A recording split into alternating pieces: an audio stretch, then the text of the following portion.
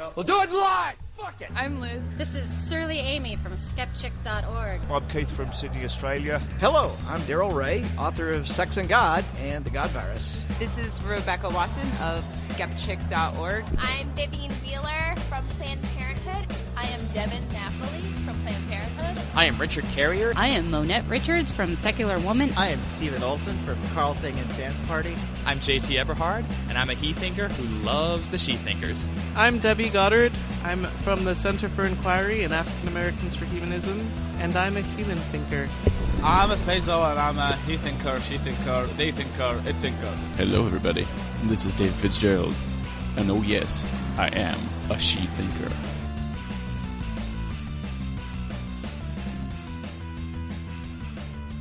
Favorite part. Hello and welcome to Secular She-Thinkers, where secular girls geek out and justifiably rage.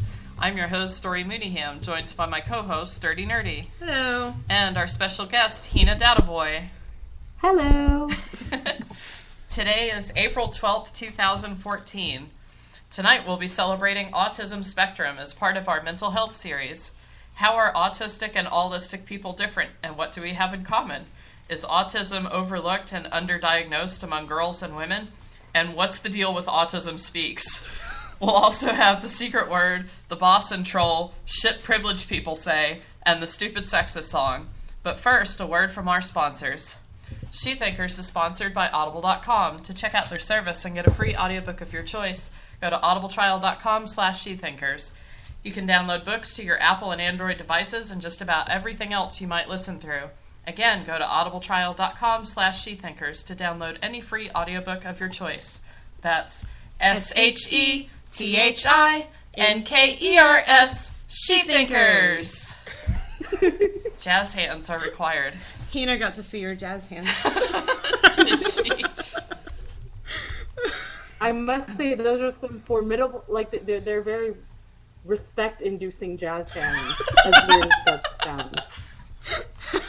Well, you know, I was in theater for a number of years. Didn't you just build sets? Yeah, I did. Okay. You still have to learn jazz hands, though. Oh, you know, to rite of passage. I ran the box office because I was a girl in a headscarf when I was in theater. So I ran the box office. But, you know, there's still that respect. There's still that understanding. Yep. Still had to learn jazz hands. Yep. I had to pick it up on the streets. So I wasn't in theater. See, I did the stereotypical lesbian thing and built sets in theater.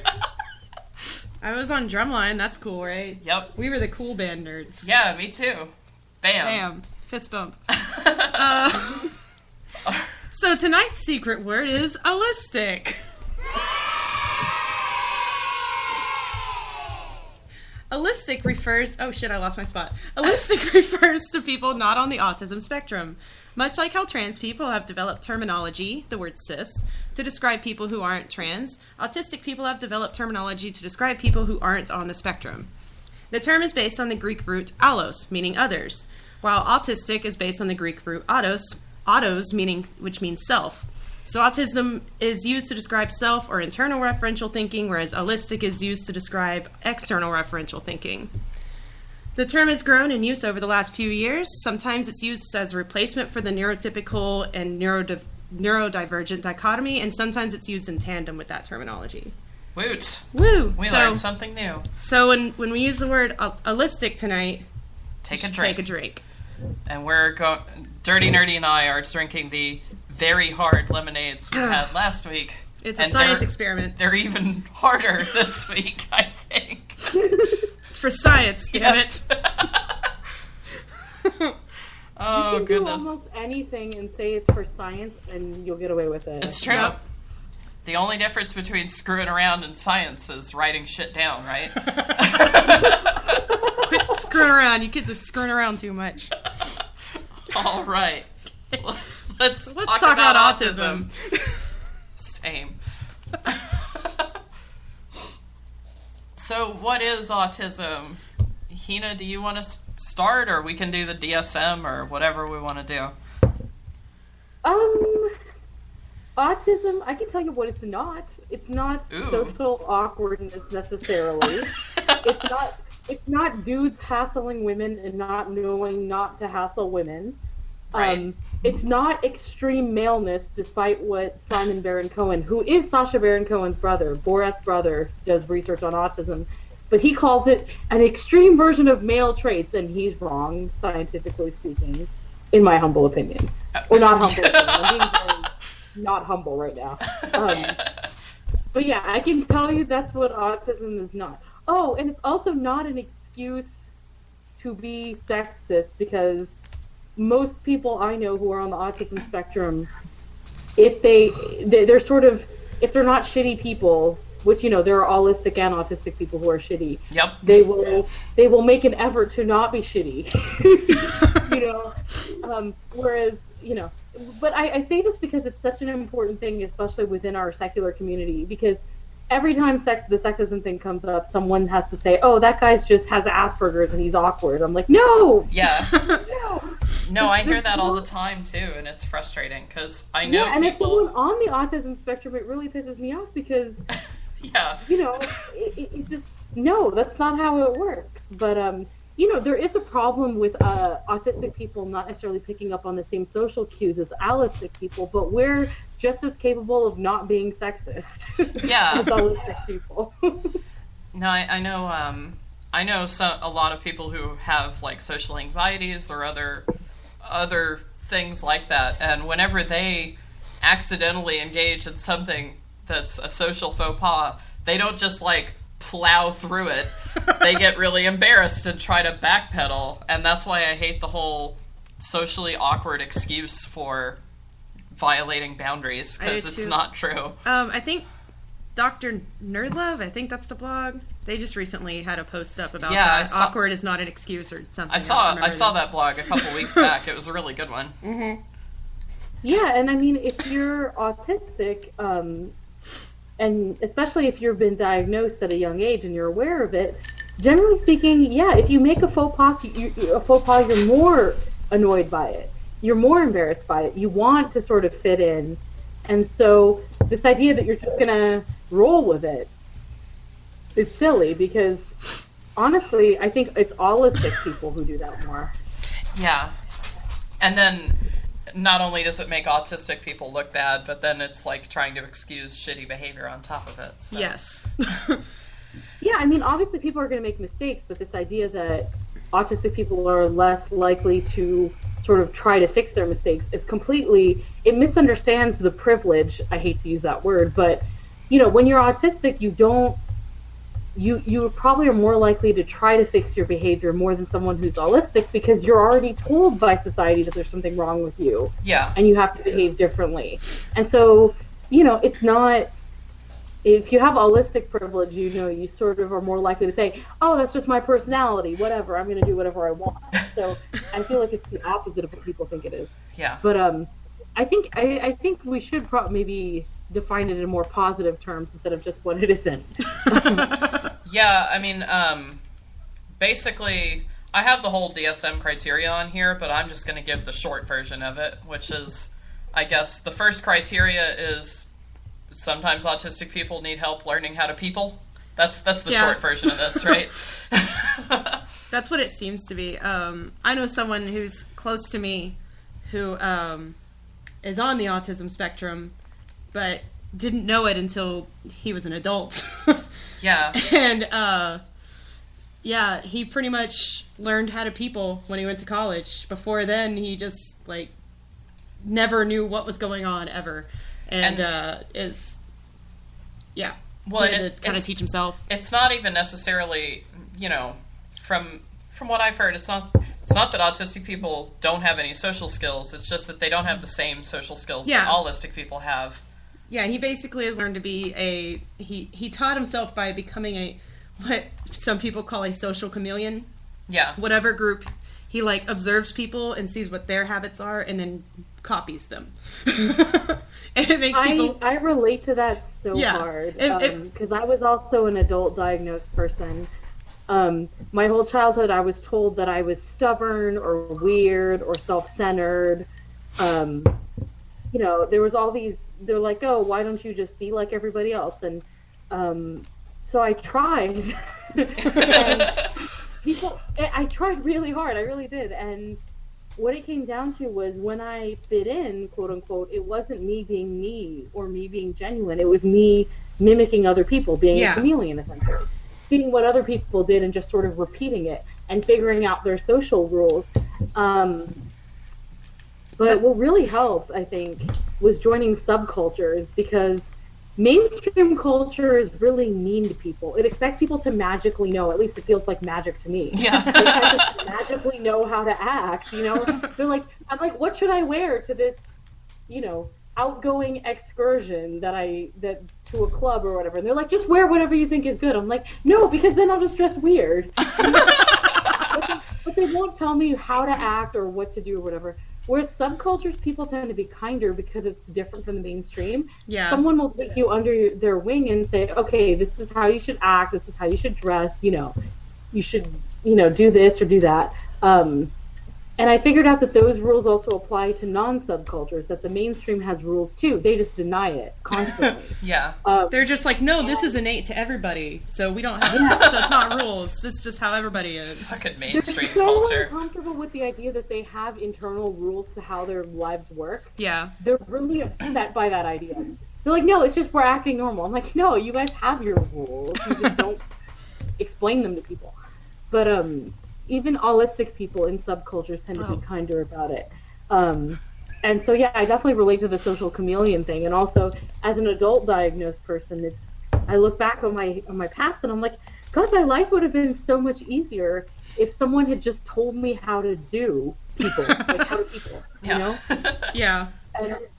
And so I actually thought about, and this would obviously be after the book that I'm supposed to be writing already, like sort of a guide to hacking sort of social lives, like a guide that I wish someone had handed me when I was 8 or 9 years old and said, all right, here's how to people. These are the unspoken rules of the allistic.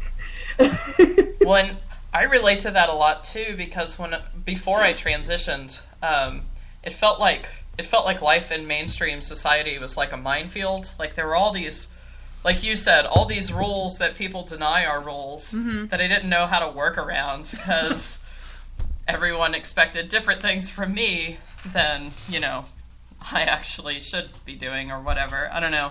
So I had to learn how to boy for the first 20 years of my life. It's really not easy, I'd say, you know, because people, they don't say what they mean. That's a big part of the problem for autistic people, you know? Yeah. One example would be, the big example lately I've been harping on is the question, how are you? Yeah. And something as simple as that feels like a minefield to me, because nobody's asking you how you're actually doing. Yeah. They are merely, it's a call and response system where somebody says, how are you? You say, fine, how are you? And they say, fine. It's an alternate way of saying hello. Yeah. But it's not, the words that they're using don't mean what they actually mean. Yeah, I get uncomfortable with that as well, and not due to any problem with it being like they're not understanding that they're not asking it literally, but more the fact that I have major depressive disorder, and so when somebody asks me how I am, depending on where I am in my state, like if I'm having an episode or not, I honestly don't know how to answer that question. I'm like, is this person close enough to where I can tell them how I'm really doing, or will it just bring their day? You know, it's, yeah. Like, are they actually asking or not? Neurotypical often struggles with that question. Yeah. Like, even if your neuroatypicality has more to do with, you know, depression or something, but it's such a loaded question, but people don't think of it as a loaded question. Yeah, and I used to work in the service industry, so I got it all the time. Right. It's like, how are you? Well, my feet hurt, and you don't look like you're going to tip very much. How are you? My feet hurt, and I think I'm going to break down having a panic attack if I have to smile to one more person. But how are you doing tonight? It's like, I don't know. If only. It reminds me of that movie. But I think it speaks small talk in general, because small talk is this sort of bonding mechanism allistic people use that doesn't always make sense to autistic people, because it's all very, to them, just talking Like, to me, it almost seems like people flapping their jaws when they're autistic sort of means bonding to them. And then for me, it upsets me because, okay, one example, I briefly dated this autistic dude, and it wasn't, it wasn't bad or anything, but once by way of conversation, he asked me what my favorite color was, and I said, well, you're going to need to be more specific. And he said, what do you mean more specific? I'm like, well, it's, depending on context and mood, and do you mean clothes, or do you mean like colors on a wall abstractly, or, and he looks at me and he's like, what's wrong with you? When I was growing up, I just instinctively just said pink, because I really had no idea. I still don't have a favorite color, but people would ask, and so I'm like, pink. Yeah, I don't know. Teal's probably my favorite color to wear, but I wouldn't say it's my favorite color altogether. I think purple's like my favorite abstract color. Purple is my favorite color for hair these days, but these days when people ask me my favorite color, I say glitter. The herpes awesome. Of craft products. That's if so it true. sparkles, I'm down. But I don't know if we had any other. Well, okay, so the questions. The other criteria for the autism spectrum. The second one on the DSM is basically stimming, which I know we've talked about before on the show with you. Yeah. So stimming is awesome. I've learned it's one of those weird things where I feel like there is something to be said for neuroatypical pride, because stimming feels good and it's a great alternative to melting down. Right. And there are ways to stim in your life that I've talked about with autistic people, and they're like, that sounds awesome, I think I might do that. But I have one of those grip strengtheners at work. Mm-hmm. And when I'm stressed out on a call with a client, I will essentially just click, click, click, click, click, and the sound and the repetitive motion feels awesome. Yeah. And my grip strength has never been better. All right, there's 3 more. Let me see. The symptoms present early in childhood, I guess, which I think is true for most people on the spectrum, but they might not realize it until they're adults, which we've already talked about. Oh yeah, no, recently I rewatched some home videos of me as a child. I was nonverbal, and I would point at things and say, eh. Yeah. And essentially that was, my parents teased me about it, but it was my way of asking, what is that? But I wasn't very verbal for a long time, and there are little signs that I think had I been a male and had I been raised by parents who didn't demand conformity in the way that only Indian parents can, I would have been diagnosed a lot earlier, but that's a whole other issue. And then the last 2 are that it has to, at some point, basically with this, it's in childhood is what it's really implying, is that there has to be some sort of impairment in social, occupational, or other important areas, which is typical of everything in the DSM. If it doesn't significantly affect you, then it doesn't go in the DSM. And then the last one is that it's basically just that the symptoms can't be explained by a co-occurring mental disability of some kind. Not that they can't co-occur, but just that there have to be some symptoms that are unique on their own. Because what the Autism Spectrum did in DSM-5, originally there was autism, and there was Asperger's syndrome, and there were a couple more, but there was so much overlap between them all, and different therapists would give different diagnoses, and it was just a hot mess. So the DSM was like, whatever, autism spectrum, you can rate the severity of how much it impairs their lives, and that's the rating system. So now it's just autism spectrum, and then it's level 1, which is basically what Asperger's used to be. Like, it's a mild inconvenience sometimes, but not likely to be a huge hurdle.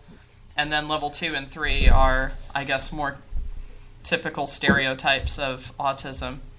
And level 3 usually co-occurs with mental disabilities. Call this out on its allism. Yeah. Because the idea that the effect it has with other people externally, etc., rather than being a self-defined internal thing, it almost feels too allistic to me. And that is the DSM. That's how it works. Yeah. It's written by allistic people to look at autistic, or neurotypical people to look at neuroatypical people. But to me, it almost sounds inherently, it is externally validated or considered. Yeah. Whereas for me, I would look more at how people think and how people relate. And within people I know who are autistic like myself, we all sit around and have these navel-gazing conversations that essentially about how do we parse the world? How do we take sensory data and make sense of it? Or how do we take social data and make sense of it? And we almost sometimes come up with our own system internally of, okay, this person's more autistic in the sense that they process data differently. Yeah. As opposed to how it affects their external life.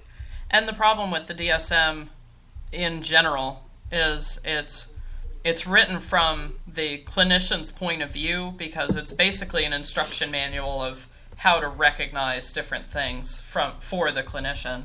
There's problems I have with the gender dysphoria entry, for example, which is way better than the gender identity disorder that they used to have. Just like, I feel like Autism Spectrum is a much better step in the right direction than the old entries for autism and Asperger's, because this is less on like the disease model than it used to be, if that makes sense. Like, it's less about, this is debilitating or whatever, and more about this is different. Whereas the old DSM, the DSM-4, was very much a disease model. So it's better. It's not good. Yeah, I agree with that. And I think that helps move away as much, because gender socialization obviously affects everybody. And it affects autistic and allistic people alike. And trying to rely too hard on the social effects of something almost always inevitably disadvantages people who are assigned female at birth and socialized as female. Because what ends up happening is, people who are read as male and who are socialized as male are generally given more leeway to behave in a non-allistic way. And so what ends up happening to women who are read as women, socialized as women, and all that, is that we aren't given that leeway. And so when we adapt to our situations, because that's what women are supposed to do, we're socialized to adapt. We're supposed to be people pleasers. Underdiagnosed as autistic. We are not read as autistic because we're so good at adjusting, because we are not expected to be weird. We are expected to adjust. One of the things I love about going to a women's university is we talk about gender norms affecting diagnoses pretty frequently in my classes. We actually just talked about ADHD and how it's much more diagnosed in boys than it is girls. Even when you have the same symptoms or whatever in a girl or a boy, the boy is much more likely to be referred to some kind of help than the girl is, because boys' educational success is considered more important than girls' educational success.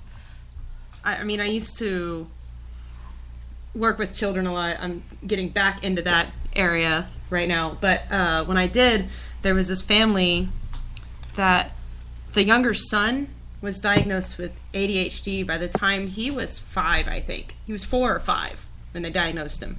His older sister wasn't diagnosed until a year after he was. And I had both of them when they were the same ages. I had her when she was 3, I had him when he was 3. Mm-hmm. And they're like the same person. So I'm like, wait a minute, she was acting the same, like the exact same way that he does, and yet she wasn't noticed. Like, this wasn't noticed in her until years later, when she was already towards the end of elementary school. Yeah. And, really, there should have been intervention to help her earlier in her life, because his intervention definitely helped. Like, I saw a definite change in his behavior once, When, unfortunately, that's typical of pretty much all interventions. Boys are more likely to get some kind of intervention in school, whether it's for a learning disability or something else, than girls are. And again, it's because boys' education is considered more important than girls' education. Whether anyone's going to actually admit that or not, that's how it plays out. Yeah. Oh, yeah. As a former SAT tutor, I love pointing this out, but when the SAT first came out, boys disproportionately performed lower than girls on verbal. And so they changed the verbal section so that boys would perform just as well. The same went for the math section in terms of women not doing as well as men. But they didn't change shit about the math section. No! Nope. No, they didn't. That was just, girls suck at math, deal with it. Instead of saying boys suck at verbal, if they that said, didn't fly. If they were equal about it, that'd be one thing. If they say, okay, boys suck at verbal, too bad, that would have been fine. But instead how could men not do as well as women was their thought. Yeah, and that's usually the thought, is how can boys not do as well as girls? That's just crazy talk. They very rare, not never, but very rarely, if ever, can do that same consideration for people who, are assigned female at birth and socialized as female, because that makes such a difference that way. And, you see that with my family, because when I was a child, I was raised with mostly male cousins, because they were the ones around my age. And none of them are autistic as far as I know. They don't seem to present the symptoms, and they haven't told me anything about it. They were holistic, but they were more inclined to want to play video games than, say, entertain an elderly family relative guest person. And which I think I wanted to stay in the room and play video games with them, but I was forced to socialize where I wasn't, where I wasn't inclined to. And I feel like that's such a common thing with women on the autism spectrum, is we don't present as much autistic, or we're not diagnosed at young of an age, because we force ourselves to adapt. We force ourselves to look quote unquote normal and to do what we need to do to be accepted. And it becomes a problem, because I still have a lot of denialism going on in my family and friends group. People say, oh, well, you talk a lot, you're clearly not autistic. What? Shit. It probably, it doesn't make any sense. There are extroverts and introverts within autistic communities. So we can file that under shit privilege, people say, for later, right? I was going to say, doesn't that kind of fall under one of the myths of autism, is that they don't talk? I don't know if we had that actually written but I think that's something that growing up, that I thought that's what it meant. Yeah. When I first heard it described when I was growing up as a child, I thought that's what it meant. Right. And then later I was, disabused of that notion. So. Yeah. I'm I joke that I'm extrovert presenting, but it's not so much that I'm extroverted, because social interaction does drain me. It always drains me. That's how I feel too. It's more that one of my fascinations, one of my obsessions, because that is totally an autistic thing, is we tend to quote what people see as obsess over things. But one of my obsessions is social interaction. One of my obsessions is figuring out how the normals do their thing. and I'm sure we're fascinating to study. Yeah, no, because they're so deep in denial that there is a system, that discovering their system is so difficult. It's this amazing, beautiful challenge. I feel like if you ever do your How to People book, it should be written almost like from an anthropological point of view. Yes, it would totally be like, okay, the normal in its native habitat. This is the club. Okay, my favorite example of how normal people socialize is definitely clubbing in bars. I hate doing it because I don't understand it that well, but I feel like that's where normalcy rears its bizarre head. It's in the clubbing context because gender roles are hyper normalized and sort of hyper expressed. Economic roles are hyper expressed. So like friendship roles are hyper expressed. It's this sort of exaggerated environment where you can figure out what the rules are and apply them to less exaggerated circumstances. Yeah, I'm always confused because I almost never go to straight clubs, straight bars, or straight clubs, and every time I do, I just feel like I'm in like Bizarro World or something. I don't know how to function in this. Yeah, the only time I ever go to a straight club or straight bar, really, other than the occasional atheist meetups that I go to, and is when I go to the karaoke bar with my sisters. And the last time I went, like, this creepy guy kept hitting on them, on all of us, all the girls at our table, and we're all spoken for. We're not interested. Like, even if we weren't interested. Like, the one single girl at our table was like, no, I totally don't want to even see you. I'm poly and I still don't want to fuck you. Yeah, exactly. And he just kept coming over, and my sisters and the other girl we were with just were like, no thanks. And they were being all polite, and I finally got in his face. I was like, hey, fuck you, dude. Get the fuck away from our table. Right. And he was like, oh. And he just walked off.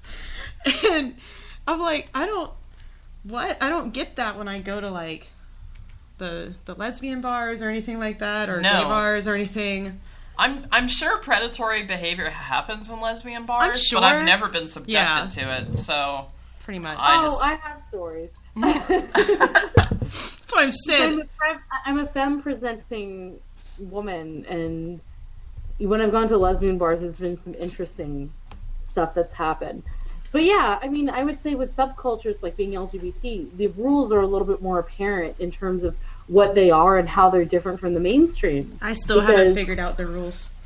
What? For being queer, I'm like, I don't get the this. Rules on a very basic level. I don't mean like you know exactly what to do. I mean like you understand some level of what's going on. Whereas normal, quote unquote, mainstream places aren't like that. But I think that speaks to a lot of the sort of privilege that goes into it, where, you know, if you're normal, you say you're normal. You don't say what makes you normal. Right. Exactly. You know, you never say, I'm being hyperbolic right now, but you never say you're white, but you do say you're a person of color. Right. It's that same sort of thing going on with other spaces. And so, you know, straight spaces don't call themselves straight spaces, but LGBT spaces. Yeah. Straight people don't call their clubs straight clubs. Yeah. They don't have to specify. They call them clubs. They call them clubs. Only us queer people call them straight clubs. With apprehension. Yeah. So, one thing I did want to go back to a little bit is the sort of gender differences in autism presenting people. Because I feel like it's such a problem because people perceive autism in this sort of male socialized lens. Oh yeah. Well, and part of that is that there's so much males in academia, and that's what drives the definition of pretty much everything. It's unfortunately, it's. Yeah, I mean, it was such an incredible thing for me to look up autism in women and find these women whose life stories could have been mine with a few details fudged, and saying, "There's not something wrong with me. I'm just different." And you know, I pulled up these diagnostic criteria that have been proposed as alternatives for people who are female socialized before autistic, and saying check mark, check mark, check mark, check mark, check mark, check mark, essentially. And you know, I really am hoping that this is indicative of a greater trend, understanding the effect of gender socialization on people who are neuroatypical. Yeah, it's definitely how I try to. I was going to say, it is a really important thing to remember, especially when you look at, I was just thinking, like, I've talked to MRAs who act like men are oppressed, and they use, like, differences in diagnosis for certain mental health disorders and things like that, and they always lump autism in with their lists. And I'm like, could that possibly be because of the way that, you know, gender socialization would be that for whatever reason, men who are socialized this way tend to exhibit, will be, it's easier to recognize those symptoms or in them. And it goes for a lot of different disorders or different neurological. Well, yeah, I mean, you want to talk about gender differences. There's gender differences in depression. Yep. Women are more likely to be diagnosed with depression, but men are more likely to be diagnosed with alcohol abuse. Probably the same people, they're just coping in different ways. Yeah. Same goes with absolutely. ADHD. I feel like boys, at least when I was growing up, I noticed that boys were allowed to be more socially withdrawn than girls. Yeah. And boys are not trained to ask for help, and women are, so they're going to be more likely to be diagnosed. Exactly. And in the case of autism-related things, you know, I wanted to be withdrawn as a child because this world scared me. There were too many loud noises and bright lights and people asking me intrusive questions, so I wanted to be left alone. But that was the one luxury I was not given as a girl, especially a girl in a more, I guess, less questioning, more traditional culture in some ways. Yeah. You know, you're a girl, why aren't you out there hanging out with people your age, your gender? You know, why do you want to be left alone with a book? And you know, where if a boy was reading, he was praised for reading, whereas when I was reading at social gatherings, the question was always, is that for school? Do you have homework to do? Whereas if a boy was reading, oh, he was so intellectual and so smart, and such a scholar. And that's only if you're perceived as a typical boy. If you're perceived as a not boy or not male, which is kind of how I experienced my childhood, you get very similar things. I got picked on for reading. Like, what the fuck? Then they're like, you're a boy, why aren't you outside playing? Yeah. And I got picked on for reading. Apparently, books have gender. I was not aware of this. Apparently, I couldn't read Anne of Green Gables because female protagonist. What? And yet, how many male protagonists have I read? Right, exactly. I relate to them. Oh my gosh. You know, it's deep and it's intellectual and it's universally human if it's male, but if it's female, it's just chick lit. Yeah. Well, and like, maleness is so ridiculous. Like, I hate when people talk about how femininity is like false or artificial or some shit, because as somebody who had to actively try to be masculine and failed miserably, but as someone who had to actively try to be masculine during my childhood, there's so much made up bullshit associated with masculinity that's not fucking natural. The boy actually said today that at family gatherings, he'd rather hang out with the women than the men because he can't stand all the testosterone-fueled male posturing. Dick measuring and all that bullshit. He hates that shit. So he's like today we were talking about like pregnancy and stuff in detail because I was pretty much the only woman in the room who hadn't been hasn't had a baby. Yeah. But, you know, I still know a lot about it. So we were talking about that in detail, and he was like, yeah, I felt more comfortable in that discussion than I did with the guys that were at the gathering. And it's because of that false masculinity thing. That's right. I don't know. It's how can you say femininity is false when there's so much artificial posturing involved in masculinity. It's ridiculous. And honestly, this distinction between artificial and natural almost seems arbitrary to me. Oh, yes, it is. Because, you know, human beings are a part of nature, so what we do is natural. Exactly. And not only that, but there are things that, sure, some people don't feel comfortable with, but some people sort of are naturally gravitated towards. Glitter being my favorite color being an example. You know, to some people, glitter indicates, and I'm not even being that facetious, but glitter indicates that it's not natural. Because what naturally sparkles in the way that glitter does? Minerals. Mica. I'm pretty sure that's the mineral they make glitter from. Right, but non-human animals don't apply it to themselves. That's with true. The understanding that it will catch people's eyes. Non-human animals, like wanting to be seen for something that's pretty, is fairly natural. I've always wanted that. Birds of paradise, man. Right? Peacocks. Peacock. I'm peacocking you. I knew you were going to say that. Sorry. I kind of want to talk a little bit about the myths about autism. There's quite a few out there. We've covered the whole nonverbal thing. Yeah, we did. The one at the top of the list is autism is caused by vaccines, and it's not. Okay, no. I'm saying that's the myth. Yeah, no, it's a myth, and not only that, but to me, even if let's set aside all true science and reality, and say that vaccines do cause autism in this hypothetical, made-up bullshit world.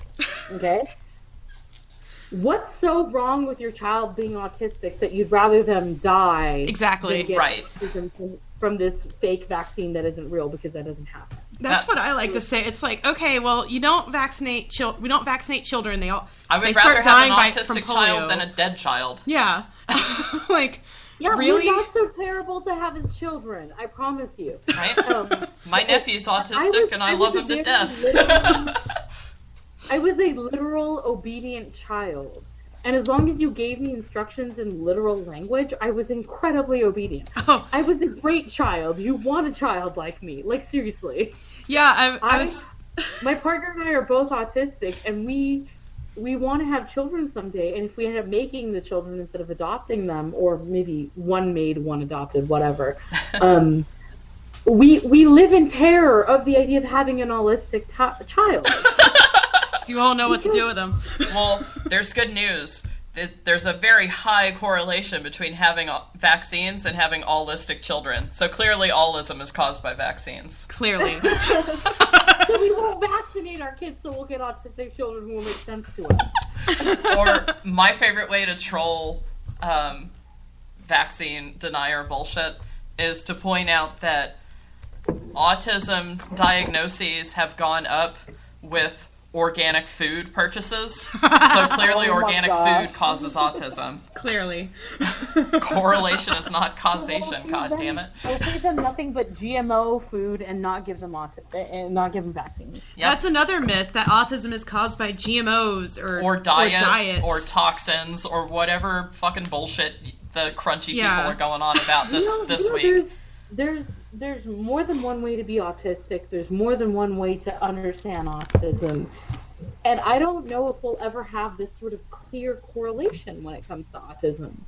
I don't think it'll ever be, this one gene or this one food caused this. And really, to me, it seems a little bit insulting to be like, trying to figure out what's the cause. Kind of like, what's the cause of being gay? It's like, well, do we really need to know? Can't we just work with these people? And like I said, we're not as bad as people think we are. Like, right. As long as you're literal, for the most part, we'll be okay. We'll understand what you're trying to tell us. And it's in a lot of ways, there are advantages to being autistic. There are some very non-understood by autistic people advantages. There are ways that it makes life a little bit easier.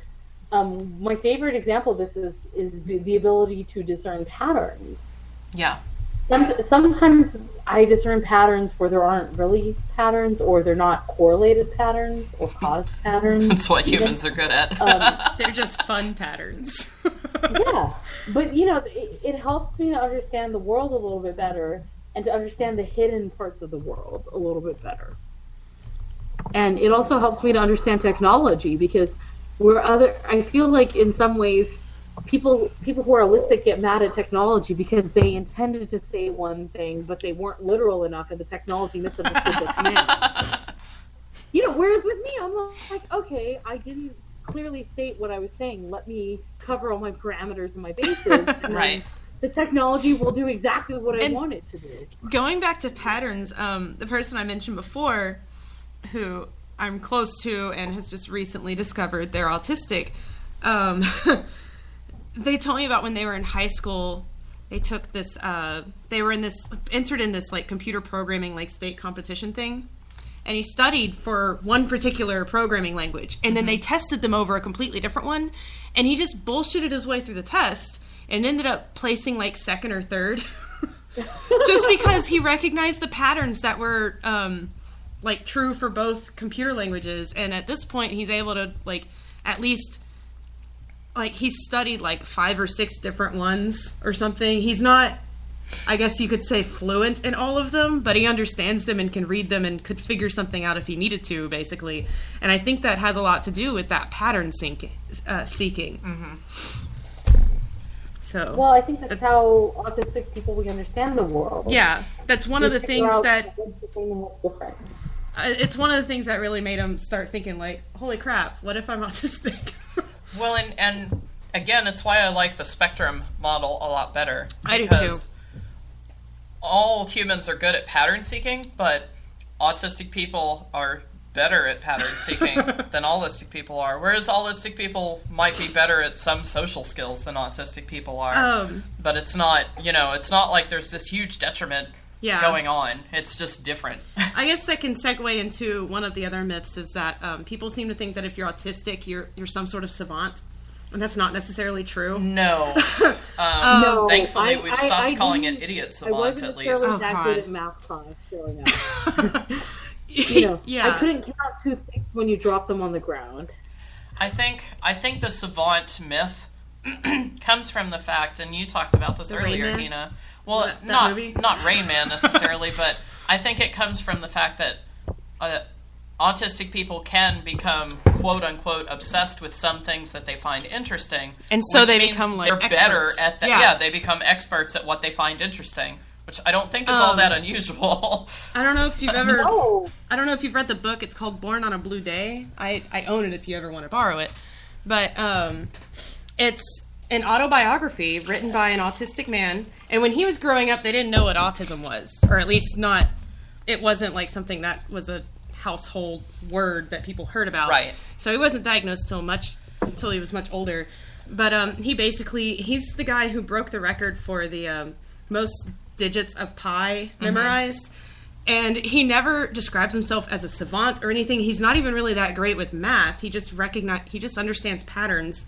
And I don't remember what it's called. It's where you can see Synesthesia? Synesthesia, yeah. Numbers appear as colors to him. Yeah. That's why it's called Born on a Blue Day, because the date corresponds to the color blue for him. And his basic, like, what he does now is he wrote software or something that helps people learn languages, kind of similar to, what's it called? Rosetta Stone? Kind of similar to Rosetta Stone. I don't think that's what it is, but he figured out that he's really good at learning languages. Hey. And I think that also goes in with the whole pattern thing. So throughout the book, he never describes himself as a savant or a genius or anything like that. He just talks about how he sees the world and how it makes sense to him, or how he makes sense of the world. And a lot of that is the pattern seeking part. So that's a really good book. So if anyone wants to read it, go check it out. It's called Born on a Blue Day. Good to know. I'll have to add that to my list. Well, I have it, so if you ever want to borrow it and we're in the same state ever. Next Skepticon. Skepticon? I was going to say that the pattern seeking in itself is kind of a STEM. I can see that. Yeah. A physical STEM, a more obvious STEM, is essentially a sensory input system that is a pattern.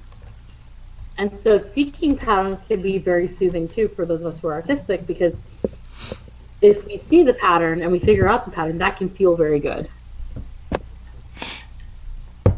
Yay. That makes sense. All right.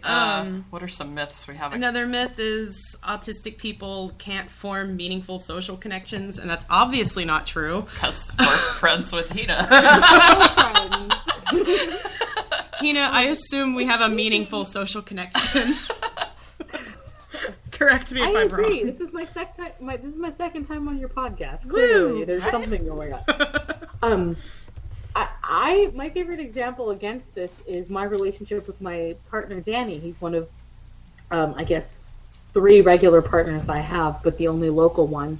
We've been together for 3.5 years, and he is also autistic.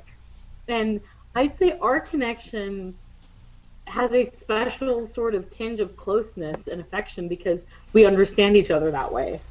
Yeah.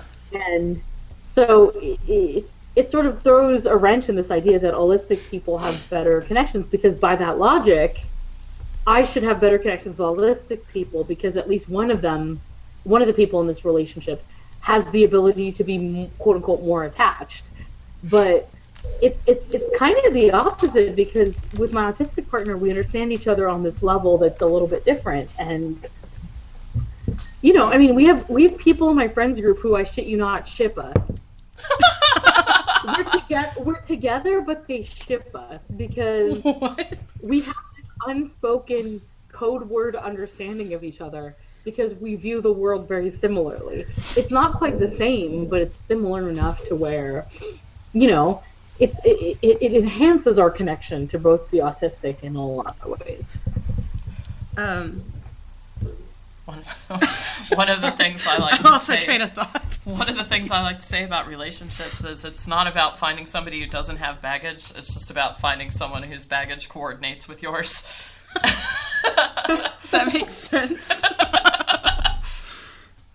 So, because everyone has some kind of baggage, right? It's true. And I guess now I'm thinking in metaphor. If we're talking baggage here, my baggage. Let's say the world expects you to have black baggage. My baggage is all dark green and navy blue, so it looks black, except when you look close enough. That's a great metaphor. Or I'd say my partner's baggage is, it's the same color as everyone else's, it's black, but there's paisley patterns on it. I like this metaphor. The last myth kind of goes into the social connections one. It's that autistic people are cold and lack empathy. And again, that's obviously not true. Way to be shitty. I know. I'd say part of the problem there is that generally we suffer from some form of hypersensitivity.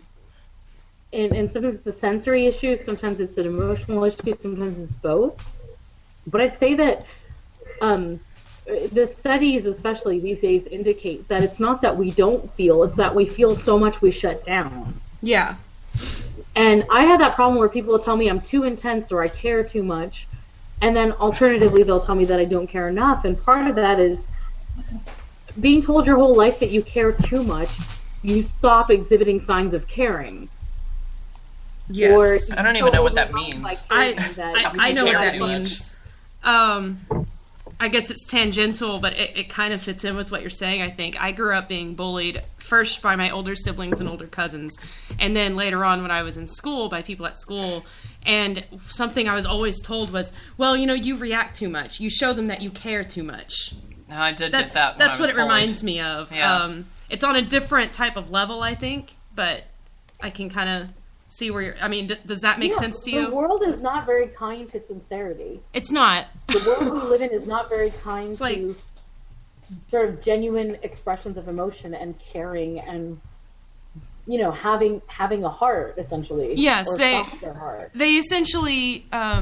first it was my mother, then it turned into teachers when I was at school and stuff, but they essentially were like, well, you should just be stoic. That's what they were telling me to do. Be passive and stoic. Don't show them that you care. Don't even show them that you hurt it. And I was like, well, shouldn't these people know that they're hurting me?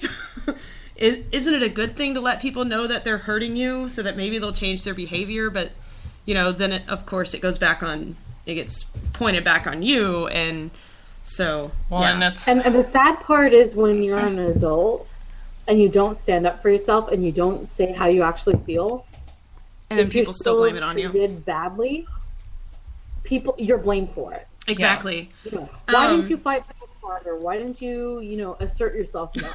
Well, why would I? You've been telling me my whole life that's the cause of my problem. This reminds me of something else the boy and I were talking about earlier today. we were discussing workers' rights and how a lot of conservative people will say, well, you know, if workers want their rights, they should fight for them. But the moment workers try to fight for their rights... That's what the goddamn workers' movement is. I know. They're decried as being, like, evil socialists, which, yay, socialism, why not? What's wrong with socialism? You know, I mean, they're demonized immediately when they try to fight for their rights. And it's like, well, which one is it? Yeah. What they mean is that you should individually fight for your rights, which doesn't actually work. Yeah. Because you're not as powerful as the corporation as a giant corporation. But, I mean, so many things that kind of interconnect in my head right now. Yeah. Yay, alcohol. No, it does work, you know. And I'd say when you're on the autism spectrum, you're a lot more likely to demand things or ask for things in a blunt way. But if you're told no enough, then you stop doing it.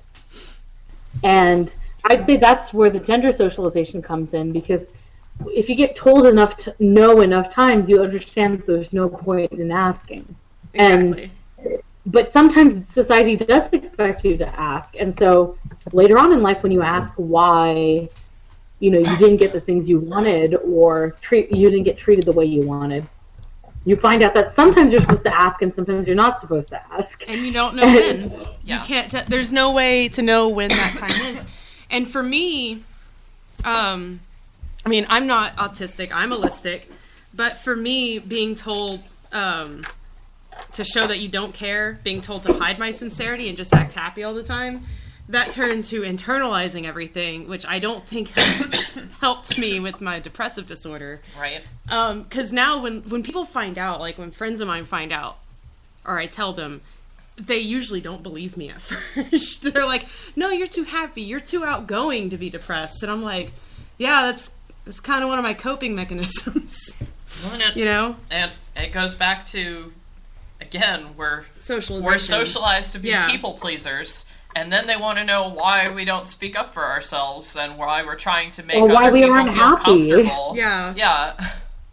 You know, we're socialized to put everyone else's interests ahead of our own. Exactly. And then you're miserable because you're not actually doing anything you want to do. Yes. And I'd say that's probably the most empowering and important part of having the diagnosis and understanding it has been. It's been sort of saying, hey, being able to say stimming is awesome instead of it's weird. Being able to say, you know, I'm better off stimming than being miserable. Well, and that's what I like about the autistic community, and other communities I've noticed, like the deaf community, is pretty rad also. Oh, yeah. Where it's basically rejecting that whole idea that autistic people want to be allistic, or that deaf people want to be hearing, or, you know, like, fuck you, I like my life, you know? Like, I just love that attitude. Yeah, and I guess with that we can go into talking about into our next segment, You're Doing It Wrong. With Autism Speaks. Yes. One of the most well-known autism charity is Autism Speaks, and people who are autistic actually can't stand this organization, apparently.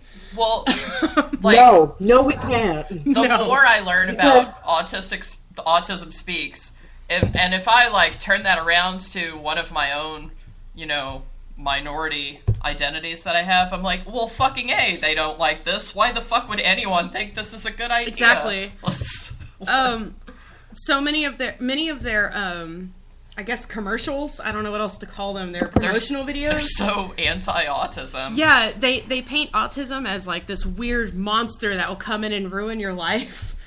And they try to They literally have on here in one of their commercials, I will make sure your marriage fails, is in the I Am Autism commercial of theirs.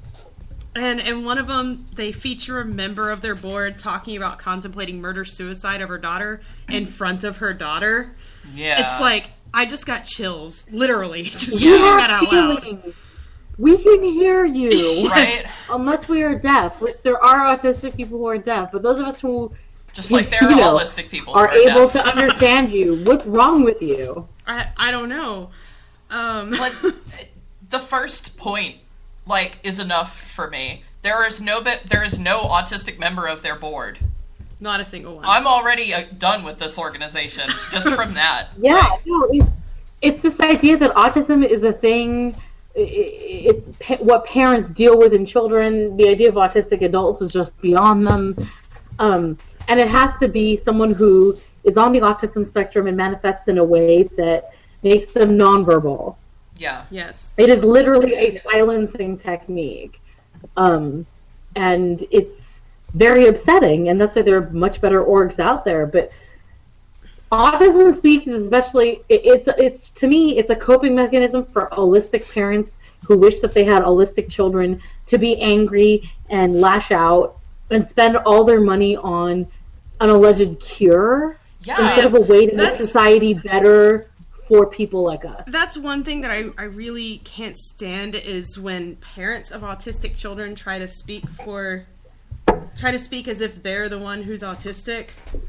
Right. And I'm like, I get that you have your own experiences with this, but that doesn't mean autistic people can't speak for themselves. Exactly.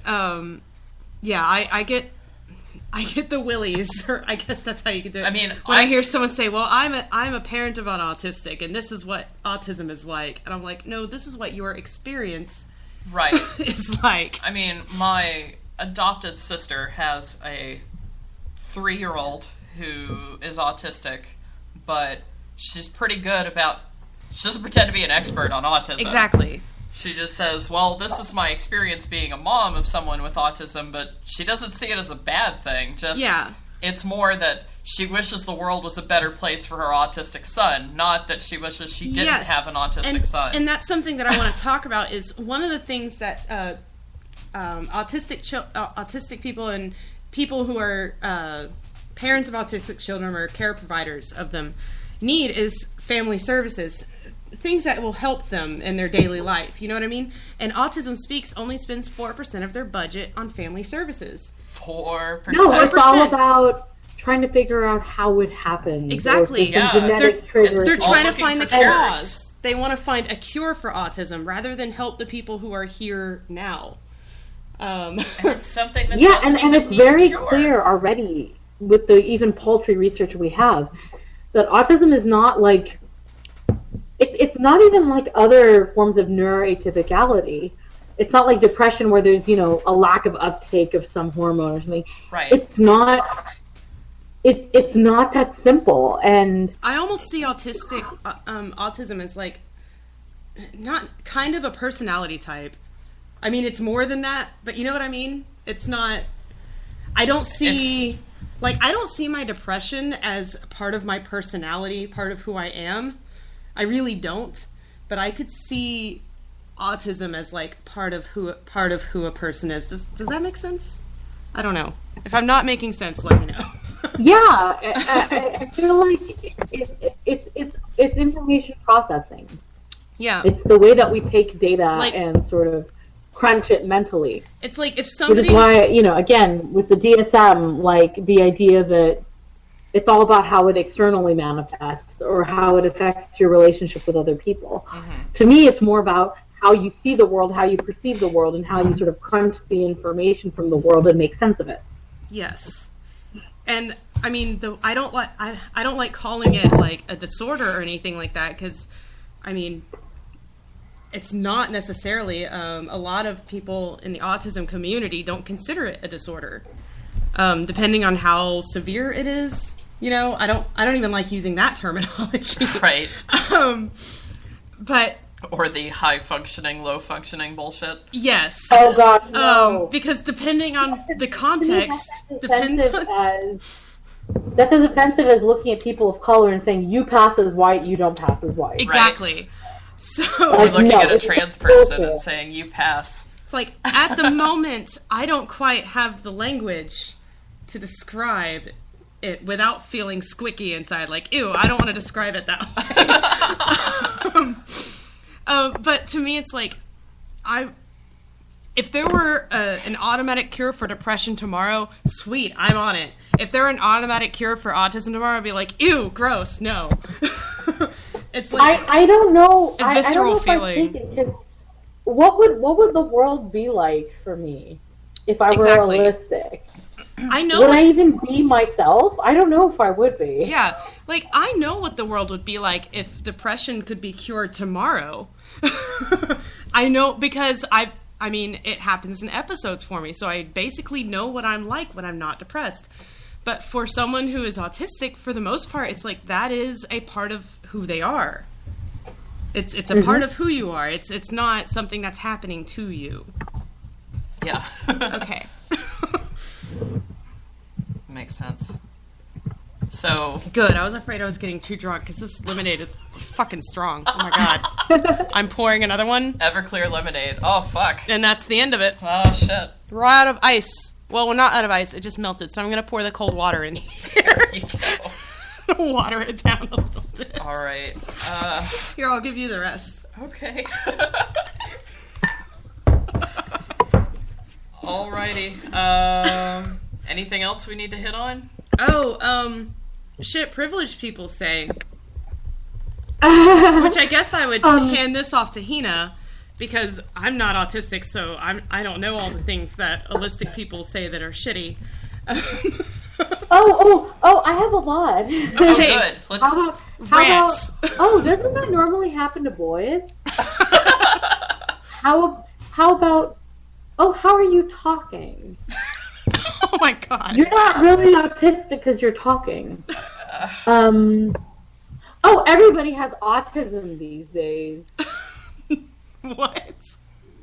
So what? It's I've heard people say, they're like, "Oh, you're autistic, so is everybody these days." And I'm like, really? I've been told that about my depression before. Oh, everybody's depressed. I'm like, fuck you. No, they're not. Just because it's the most no, they're not. You have no idea what you're talking about. Here's one. Well, that's what happens when your mom vaccinates you too young. Too fast. Oh god. Yeah, no, I'm sorry, no. My sister got just as many vaccines as me, and she's pretty holistic. I typed in shit allistic people say to autistic people in Google, and it came up with the exact title of my search query through Tumblr. Hell yeah. Something that, because I looked up some of those too, something that depressed me is, I think the universal microaggression that everyone experiences is the you don't look, act, sound, whatever, like, insert identity here. Yes, sorry I'm not stereotypical enough to appease your prejudice. Right. My bad. I'll try harder next time. Yeah, next time I'll, to make sure everybody knows I'm a female who likes other women, I'll make sure and, kiss every woman I see. Like, what do you want from me? If I'm autistic and then I'll be quiet and just sit in a corner rocking back and forth. Like, right. What do you want? One thing listed on here. I mean, these are all very personal to the person who wrote it, but it's you have one job, clean the house. Why can't you do it? And the reason why it's a problem is because they give vague instructions, and so they're like. I can relate to that pretty heavily. I hate getting vague instructions too. I can't imagine what it would be like being autistic and getting vague instructions. Right? Like, tell me exactly what you want. I have literally said this to partners, friends, teachers, whatever. Tell me what you want, and I will do it. Like right now, but you don't tell me. Right now, my job is in-home childcare. And I cannot stand it when parents aren't specific with me about what they want. I'm like, tell me what you want them to have for lunch today. Tell them what you want me to do with them today. Right. Because I don't want to do something that they're not supposed to do. Or allow them to do something that their parents tell them not to do. Right. And then their parents get mad. I'm like, you didn't tell me they weren't allowed to do this. I couldn't think of a reason why they shouldn't be allowed. Nobody's a fucking mind reader. But, yeah, I mean. So what are some more? Keep us going, Hina. Rant. What are other things they say? Oh, you're not autistic. You're just fussy.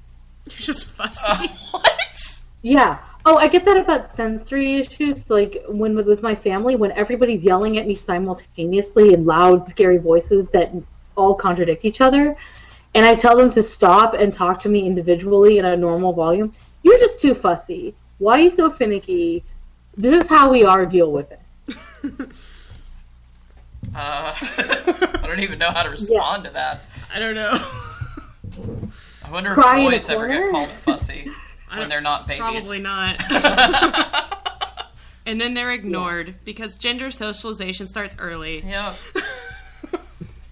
I don't know why I laughed at that. It's not funny. Please don't ignore your babies. No. No. No, not a good thing. Secure attachment is good. Yes. There are studies done. Okay. So I just derailed everything. I'm sorry. That's what happens when you drink Everclear. It is. One thing I've noticed with the person who's close with me, who's very close to me, who has just found out they're autistic, is he can't stand going to like malls or like shopping.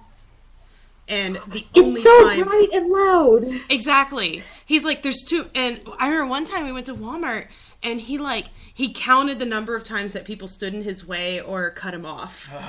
And he was like, oh God, oh no. It just caused so much anxiety. It was horrible to watch. So yeah, it's like he only goes to the mall once a year. Once a year he will go to the mall. That's all the spoons he has. I only go to the mall when people force me to go. Yeah. Online shopping is a blessing from our noodly Lord and Savior. Oh yes. And I will never force him to go. Like, butt and look at measurements and just buy clothes based on that. I don't have to go in and look at sizes, which don't make sense. And it's all bright and everybody's loud and smells funny.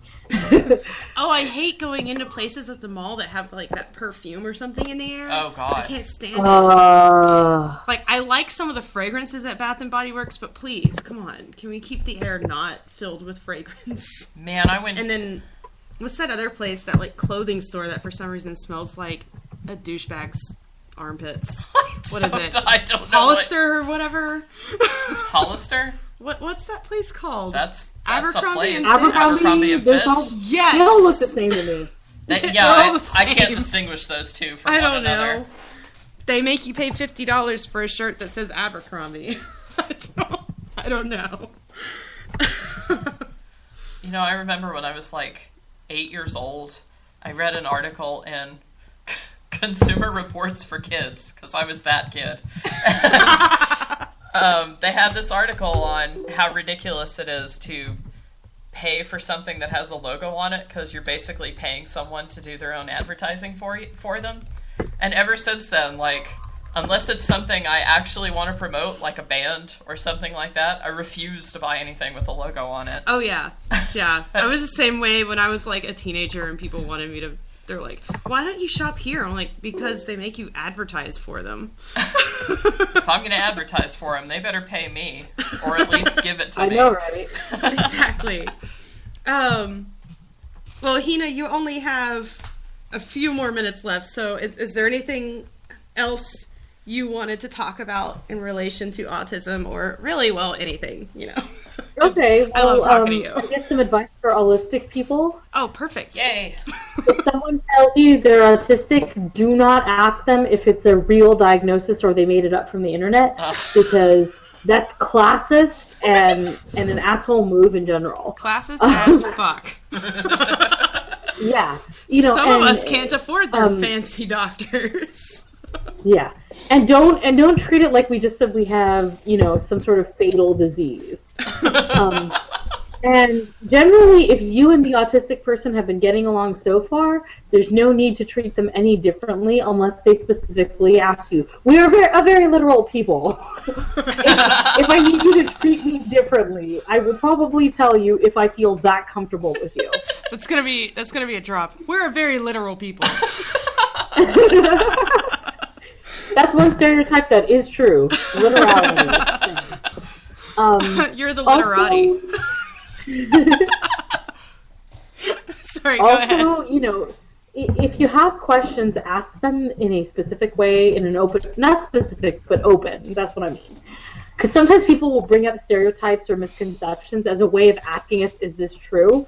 Accommodating our autism means being more literal about it and saying, hey, I heard autistic people are XYZ. Can you elaborate or agree or disagree?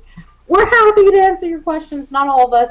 Make sure to ask us first. But if we're already your friend and close to you, and you're asking these questions, we're happy to answer questions that we understand are questions. Because I made the mistake of taking people's stereotypes to be an inquiry into my particular group and turned out to be wrong. And, so ask questions, be literal, be direct, especially if we are people that already very well already. Yeah. One thing I've noticed that person I'm close with who has just found out he's autistic is to, if he said something that is kind of hurtful, let them know. That's what he's told me. We're less of mind readers than you are, and you're not that good of a mind reader either. He's he'll say something and not realize that it's like actually annoyed me. He'll think I'm just playing or something, and then I'm like, no, I really don't like that you said that. And I have to explain exactly why. And most of the time it's just a misunderstanding because, we think differently. We're processing information different. And at one point he said something that I perceived as insulting to me. But he was like, no, I meant it to be giving you the credit. And I was like, no, it sounded like you were insulting me for caring so much about this. Yeah. When what he meant to do was give me all the credit for doing something. And so that seems to be an important part of that type of relationship is, let them know honestly, hey, this is bothering me. If we understand the rules for making you happy and we like you and we're your friend, probably going to want to make you happy. Exactly. That's what I've seen, at least. These all sound like fairly good rules in general for friends. Pretty much, That's usually what we say. Communication is nice, isn't it? That's usually what we say to most how to be an ally for this group. And at this point, I'm taking off my pants because it's fucking hot. That was my zipper. We're already topless up here in the nerd cave. It's fucking hot up here. Dirty nerdy can't. All right, well, I have to go soon, so enjoy your song. All right, we will.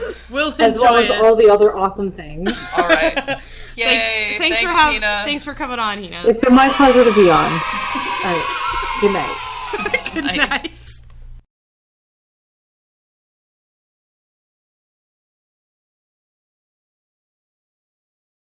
His mom said it was because he had Asperger's syndrome? Yeah, that was it.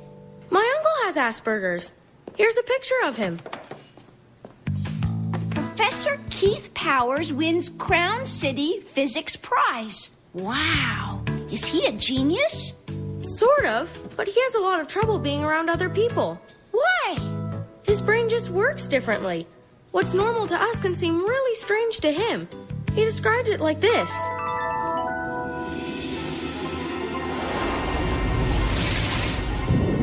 Imagine you've crash-landed on an alien planet. It looks like Earth, but there are lots of differences.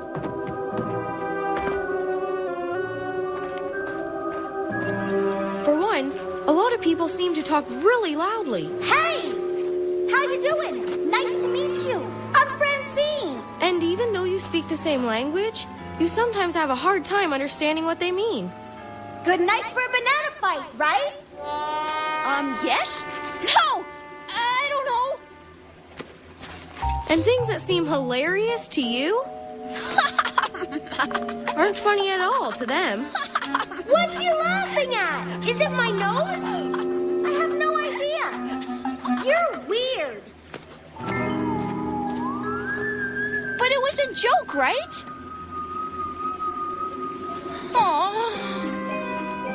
You wish the scientists back on Earth had given you a guidebook to this strange planet, but they forgot to pack one. So you have to try to learn things all on your own. Maybe there's one thing in particular that captures your interest, and you study just that. Hopefully, the people on the planet begin to understand you a little better. Hey, George! Nice... Oops, sorry. Nice painting. Thank you, Arthur. You look very creamy today.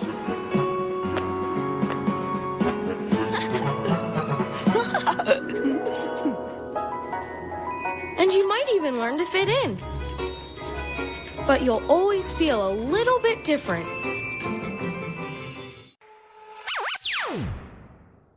Hi everyone, we're Dory. And the Dirty Nerdy. From the Secular Shethinkers. Be free to love. Be able to choose. Be accepted, no matter your race, gender, sexual orientation, or belief system. Be secular. Be Secular merchandise allows you to display your support for equality and the separation of church and state, while also donating up to 50% of the profit from your purchase to nonprofits, groups, and artists that support those same values. Go to www.besecular.com. Pick your item and then choose who you want to get the donation from your sale. Be you. Be secular. Hey folks, this is your host Dory, here to talk to you about the sponsors of Shethinkers, Audible.com. Did you know Audible has nearly 200,000 titles for you to choose from? They've got everything, fiction, bestsellers, periodicals, you name it. And because you're our listener, you get a free 30-day trial and a free audiobook just by going to audibletrial.com/Shethinkers. This week we personally recommend Arrested Development and Philosophy, They've Made a Huge Mistake, by William Irwin and Christopher G. Phillips. Is George Michael's crush on his cousin unnatural? Is it immoral for Lindsay to steal clothes to hide the fact that she has a job? Are the pictures really of bunkers or balls? Explore these questions and many, many more. To download your free audiobook today, go to audibletrial.com/Shethinkers. Again, that's audibletrial.com/Shethinkers for any free audiobook of your choice. The Autistic Self-Advocacy Network is a non-profit organization run for and by autistic people. The ASAN engages in public policy advocacy, community engagement, education, quality of life-oriented research, and the development of autistic cultural activities. Visit their website at autisticadvocacy.org to see how you can help this organization. Their motto is, nothing about us without us.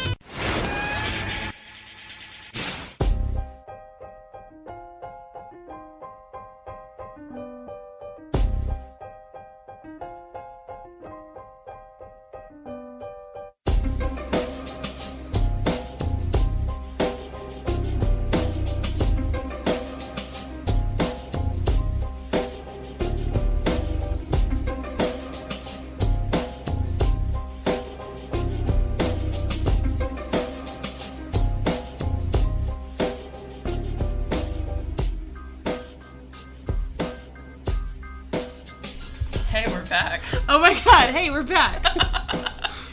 How much of that did they hear? Not any of what we were talking about. Okay, good, because I was saying terrible things. Yep. We're always saying awful things. Yep. That I would never air publicly. Like how much I fucking love this unicorn cake that I'm looking at. It's a rainbow unicorn cake. Oh my god. I want it. Oh no, right. You said it on the air. Oh no! Alright, well... Everyone will know I'm queer now. Oh no! I'm pretty sure they know that already. What are we doing next? It's time to roast some trolls. Woot. Oh, okay. Who's our troll this week? Our troll is everyone who's butthurt about Brendan Ike being fired from Mozilla. Oh, those assholes. Yeah. Okay. The ones who are A-okay and all like, yeah, let the free market do its thing when LGBT are discriminated against, but then they cry when a straight guy... As soon as a privileged white dude gets discriminated. Oh no! And it's not even discrimination. Like, that's what pisses me off. Exactly. Is the reason why he was fired...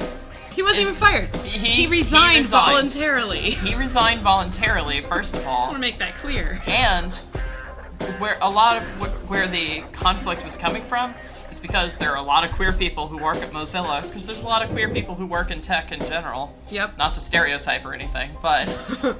So there's a lot of queer people at Mozilla who felt uncomfortable having somebody who had, I don't know, donated money to take their rights away from them. That would make me uncomfortable. I wouldn't want to work for them if I had a choice. Especially as the CEO. Like, I could handle that if you're my supervisor and you're not making the all-important decisions at the company that I work for, but... I could handle it? I still wouldn't be okay with it. Yeah. I gotta stand up. But, yeah, like... And what irritates me the most is that there are LGBT people who are basically playing the assimilationist game and saying, oh, it is terrible that this happened. No, it's not. Nope. It's not terrible that a bigot had to quit. It's not terrible. I'm sorry. And I'm sure, I can guarantee you he's not going to go to the poorhouse after this. No, I can guarantee you he's already going to get another job. He's going to be just fine after this.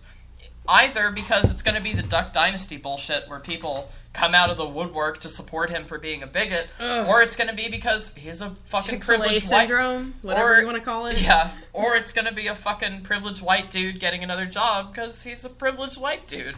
Like... And I cannot stress this enough.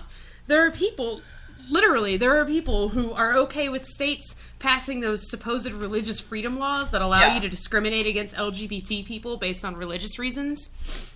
They're okay with that because, the free market, you gotta let that play out. But then the moment that somebody is like, okay, well, I'm gonna use the free market to I'm just not going to use this product because, it's run by a bigot, so I'm not going to use it. And they flip out over it.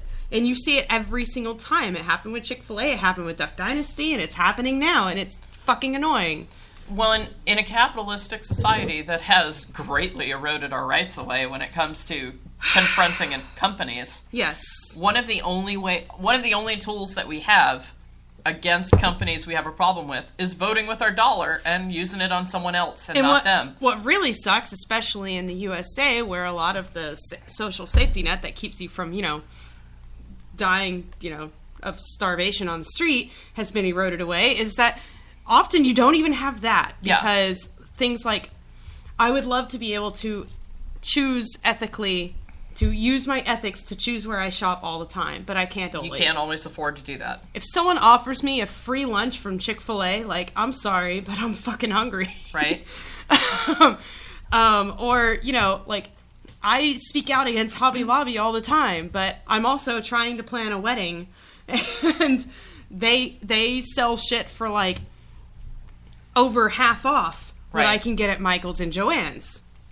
So it's a cost-benefit analysis. It sucks, but you can't even always shop, vote with can't. your dollar. So when you can, go for it. Yeah. If you can do it, if you're able to do that. Especially if it's something like what internet browser you use. I know, that's free. Yeah. I can easily just use Google Chrome instead. Right. The only time we use Firefox is for the show. I know. And because Google Chrome is weird as hell. What was great about this is, as soon as the story came out, I was like, oh, fuck, I gotta find something that works for Spreaker that's not Google Chrome. And then, before the show even started, he had stepped down. I was like, oh, problem solved on my end. # problem solved. That was a freebie. Damn, this isn't the Arrested Development episode anymore. I know. We could just make it that again. So, yeah, okay, someone lost his job because he had problematic views about some of his employees. It wasn't even his views. It wasn't just his views. He donated $1,000 to support Prop 8. Right. Now, here's the thing. Nobody would have found out about his donation if he donated $999. Yep, but because he donated $1,000... He chose to donate the amount that would attach his name to it. Yep. That's what he made that decision, to make his support of Proposition 8 public. That's what he did. And you know what? This is the free market, bitches. Yep. It's the invisible hand at work. It's the invisible. We're not really invisible. We're rainbow colored. We're the flamboyant hand of the market at work here. Well, and what's even more irritating about this is the whole Mozilla thing didn't even really have anything to do with the queer community. It was mostly OkCupid taking a big fucking stand against them. And then on top of that, the employees of Mozilla taking a stand against their CEO. So to me, the this isn't employees on us. Came out and said, I'm not comfortable with this. And when your employees aren't comfortable with it, especially, Firefox isn't Mozilla. I mean, Mozilla runs the Firefox browser. That's the biggest thing that they do. Yeah, that's what but really they're prominent in the open source tech community, which incidentally a lot of queer people work in that type of tech community. It's all about it's another branch of the whole freedom thing. Yeah.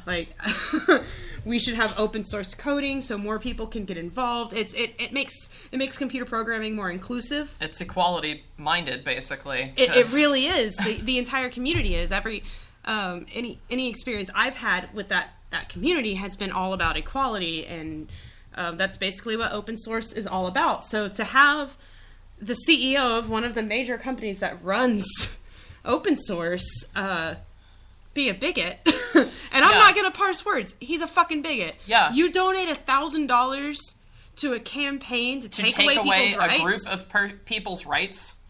Fuck you. You're a bigot. Yeah. And he never once backpedaled. He didn't come back. He came out and said, I plan to treat the employees all the same and equally. But no, you didn't, because you already donated $1,000 so that the law couldn't treat them equally. So fuck you, you're still a bigot. I would maybe feel different if he had come out and apologized and said, my views have changed, I no longer feel that way. I might feel a little different. Might. $1,000 is still more than words. Right. If you really want to speak up, then donate $1,000 or more to help the pain that you've already caused. Exactly. Why not do that? Which is why I'm still not eating a Chick-fil-A, even though they had their little non-apology of, oh shit, we're not making any money. Please come back, queers. Please, we didn't mean it. And they stopped openly donating to anti-LGBT organizations. I haven't seen comparable donations to openly queer organizations. So, and that's, if you really want to win my trust back as a queer consumer, what you need to do is give a real apology, first of all.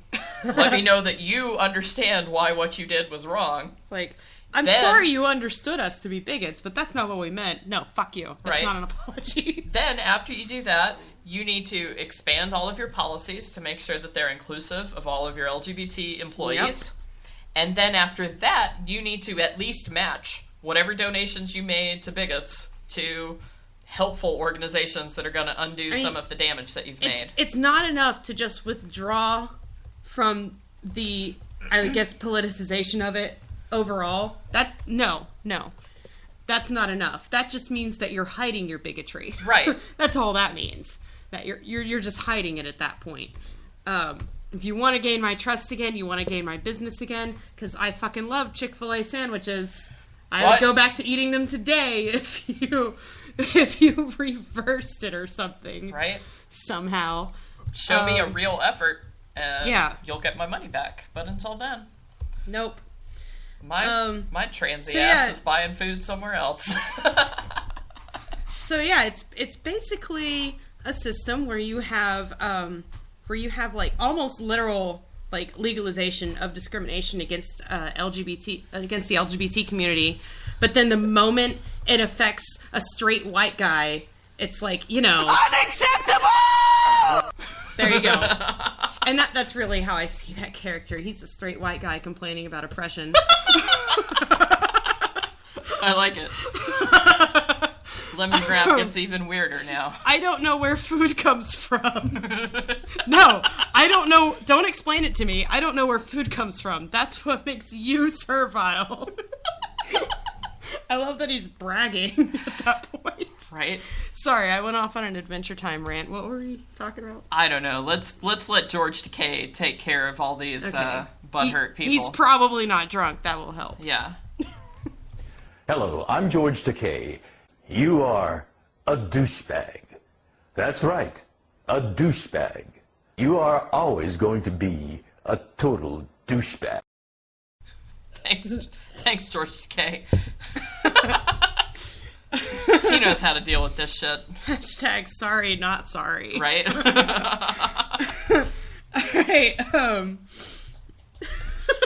I guess it's time for this. Boss? I almost forgot our boss. Our boss. Don't forget our boss. Our boss are the 6 judges in Kostroma, Russia, who have ruled that Pride Parade bans are illegal. So it's like a teeny tiny step in the right direction. You mean they've ruled that they are legal? No, Wait, that what? the bans are illegal. That's right, okay. Yeah. Okay. So it's illegal to ban Pride Parades in their town. It's legal to have Pride Parades. Yes. Okay. But you have to strike down the law that says it's illegal first, so. Yes. So a teeny tiny step in the right direction for queer rights in Russia. We obviously got a long way to go over there. But, yes.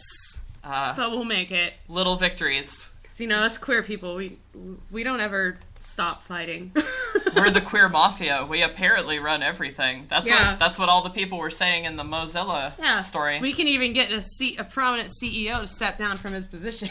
Too bad we can't get our basic rights met still. Yeah, what's with that? Yeah, we really need to focus. We're able to somehow oppress straight white guys, but we're not able to get our rights. Yeah.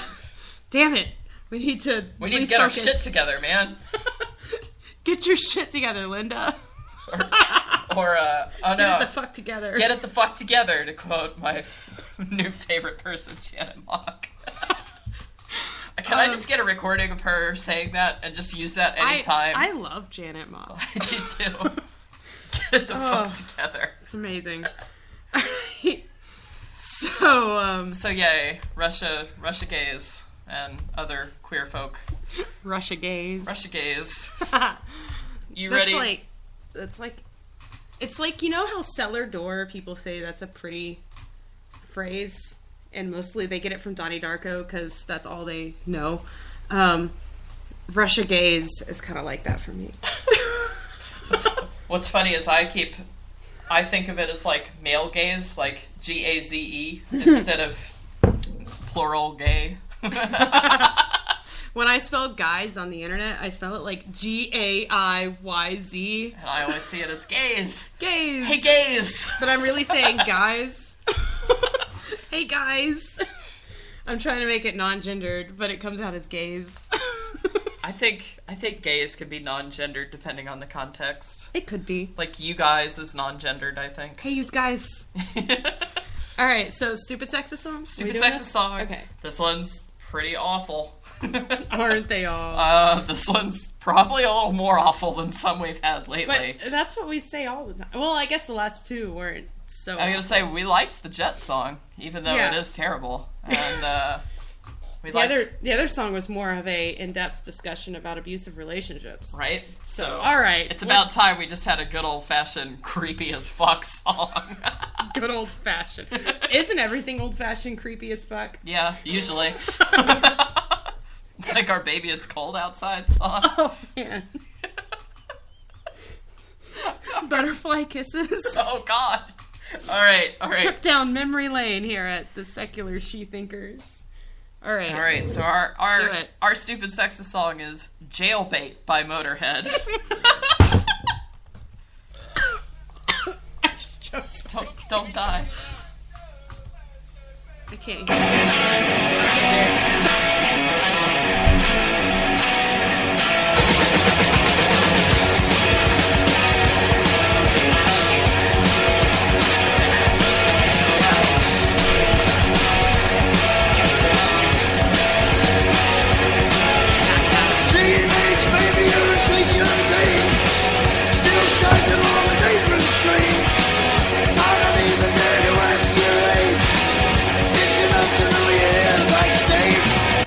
No, it's not enough to know she's backstage. Because you know what? 14-year-olds can buy backstage passes. Yep. That's creepy as fuck. And guess what? It's still rape whether you ask her age or not. Especially if you're like... If you obviously know that she's underage. You can't just pull creepy. well, I didn't ask her how old she was. No, it doesn't matter. Yeah. You should. If you want to be considered a responsible adult, first of all, someone who doesn't rape teenagers, then you should ask the age of the people that you're having sex with. And every time someone tries to pull some they looked older than they actually are bullshit, like no, they didn't. I've seen high schoolers. Yeah, my niece is in high school. She does not look like she's old enough to be having sex with 20-year-olds. Because you used to live next to a high school, and we I did. used to see high schoolers all the time, and I'd be like, dude, high schoolers look like fucking children. Yeah, I used to live right next to a high school, and I'd see these high school dudes walking around, and I'm like, shit, man, he looks like a baby. Right? He's like 12, and then I found out he's like 16. Like, still 12 years old to me. Yep. Same with the girls. Yeah, the girls too, not just the guys. And this whole she looked older, I'm like, well, maybe you should find out, going to be responsible and everything. Or maybe if you think they're 18, maybe that's a little too fucking young for you to begin with. Maybe. Just saying. Yeah. All right. I hate the whole barely legal bullshit. Because all that means is that they're technically legal, not that it's so gross. Ethical. Yeah. It's really gross. All right.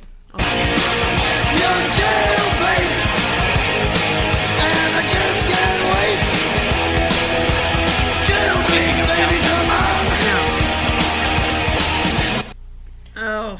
Jailbait. You know what? The very existence of this term tells me that people who are in trouble for for supposed statutory rape fucking deserve to go to jail. Yep. They know what they're doing. Yeah. The fact that you have a term for it, jailbait. Yeah. Yeah, you know what you're doing.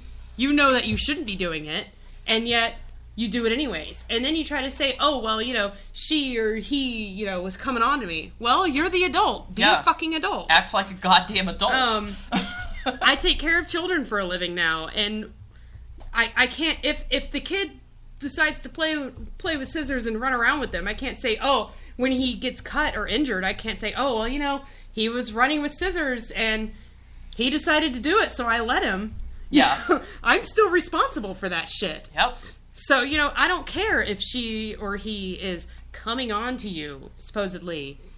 You should be the adult in that situation. Yep. And tell them no. I've been in that situation with a dude before, with a younger guy, and I had to tell him no. And you know what? It wasn't a big deal. I was just like, hey, this is inappropriate. I don't feel comfortable with you hitting on me since you're, I'm in a position of authority and you're younger than I am and still in high school. Yep. It's not right. And that was the end of it. Yep. Look at you being all responsible and shit. Look at me not raping teenagers. Right? Yeah. Well, and this is what happens when you have the bullshit, it's not real rape or whatever. No, it's still rape. Rape is rape. Whatever, dude. Whether you're raping them using your authority over them or your age over them or whatever, you're still fucking raping somebody. And I can There's almost no degree of rape. I can almost guarantee if you're almost 30 and you're fucking a teenager, that there's some sort of authority thing going on. Yes. Even if you're not their direct teacher or anything like that, you probably still have some sort of at least economic authority over them. Right. If you're able to buy them expensive gifts and shit like that. No. Don't do it. And if you find yourself not being able to resist teenagers, don't put yourself in a situation where you'll have to look at teenagers all day. Right?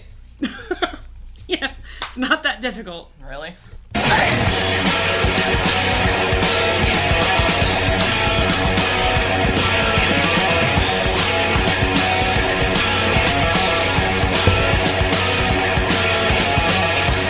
taste, baby, all I need. My decision made it lightning speed. I don't even want to know your name. It's enough to know you feel the same. And stop. Again, his decision made at lightning speed. Not being a responsible adult, making sure that he's not raping teenagers. Right. Especially with this, he specifically talks about being backstage. He's talking about underage groupies. Mm-hmm. And he's talking about, I'm not going to dwell on this decision. I'm just going to do it and then not think about it because he knows that makes it better somehow. Yeah. Well, if I don't think about the fact that I raped her, it means I didn't rape her, right? Right? That's what that means. No. That's not what that means. I don't even want to know your name.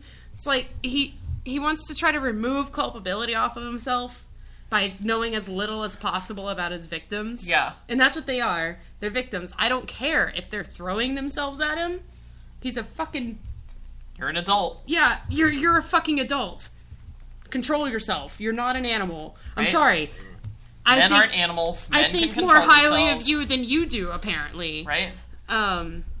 He says, it's enough to know you feel the same. No, she doesn't feel the same. Right. Because what you're feeling is a dude in a position of apparent authority over a younger person, taking advantage to get what you want. And what she's feeling is, holy crap, this famous person is paying attention to me. That's not the same fucking thing. Yeah. It's not.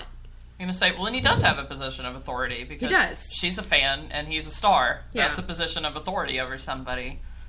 And when you combine that with age, yeah. It gets squicky. Yeah. more than scripty.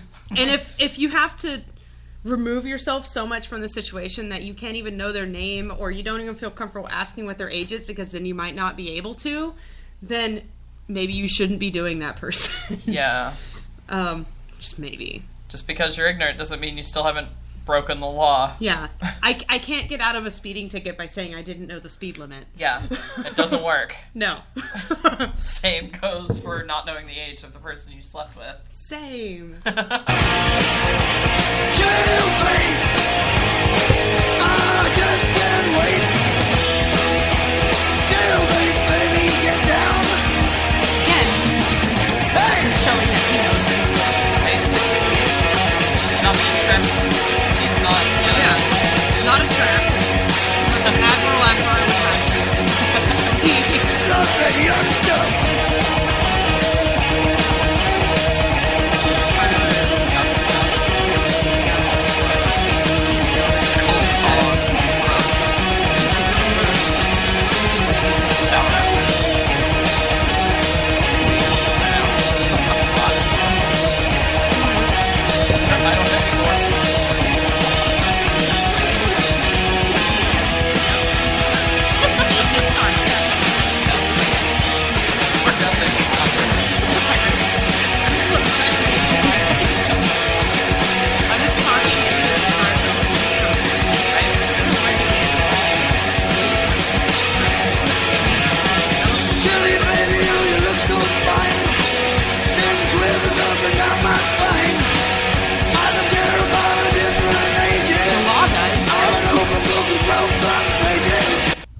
That's just kind of gross.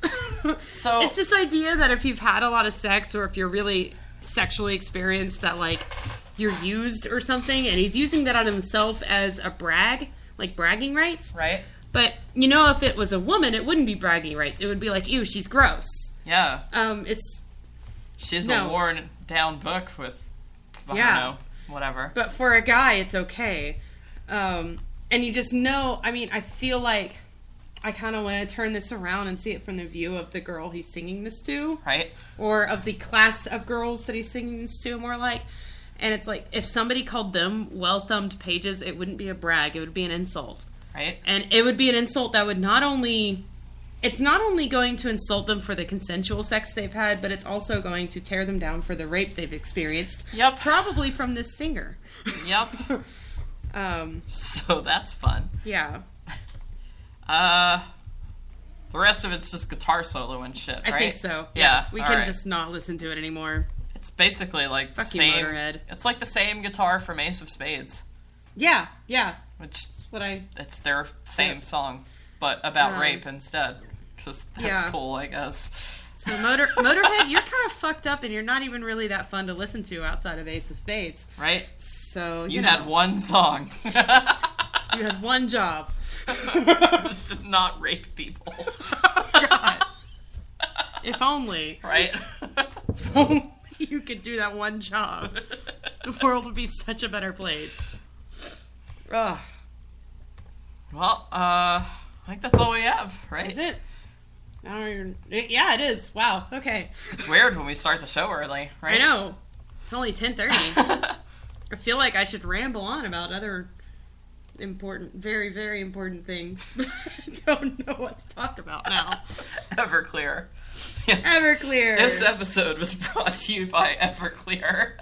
Shh, we're not doing a shameless product placement tonight. Oh, right. All right. That's all the time we have. Be sure to join us next week when we talk about Easter eggs and orgies. Oh, yay! Yay! Oh, God, I'm doing an Easter egg hunt with my nieces next week. Chris and I are putting together Easter eggs that have sour jelly beans and terrible Bible verses in them. And we're going to hide them around my college campus. That's hilarious. Yeah. All right. That's our little atheist activism for the week. So, yeah, be sure to follow us on Facebook, Twitter, and our blog at secularshethinkers.wordpress.com. I'm your host, Dory Mooneyham. Dirty Nerdy is our co-host. Our guest tonight was Hina Databoy.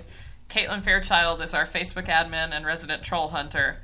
Our music includes Iron Man by SoundJ, I Don't Know by Grapes, Spinnin' by Alex Baroza, and February Mumble Mix by Incoherent Mumble Train featuring Calendar Girl. Oh, and our commercial speech thing was from Arthur, right? Yep. The cartoon show. The cartoon show, Arthur. Go watch it. It's still going and still awesome. So, yeah. She Thinkers is sponsored by Audible.com and Be Secular. And now, in the interest of being fair and unbiased, here is tonight's counter-argument. I haven't heard tonight's. I'm excited. It's being celebrated that somebody who donated $1,000 6 years ago has lost their job now. So, in addition of a ton of outrage by gay groups and activists over Ike's donation, by the way, I hope that gay is currently the accepted term. I don't know if it's homosexual, and I don't know it's queer. If it was queer, I feel uncomfortable because it had been drummed in my head that queer is a slam. And I know now people use queer. I don't know if I'm allowed to use queer. I don't know if homosexual. It was not supposed to be gay because that was a slam. And so everybody was trained to use the word homosexual. But now everybody's being trained that I think the accepted word is gay. I don't know anymore because you keep changing all the rules depending on how you feel. Or is it that it's not that you feel that way? It's that these groups are becoming a nothing but a terrorist organization. That just by changing the language, I can lose my job if I say homosexual or gay or queer. I could lose my job, and so you never know, and so you keep everyone in fear.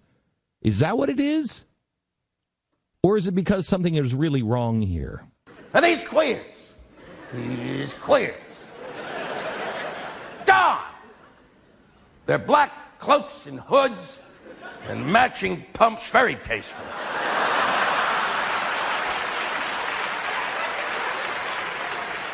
And they charcoal up their faces and sneak up to that house and open the door and start fucking each other in the ass.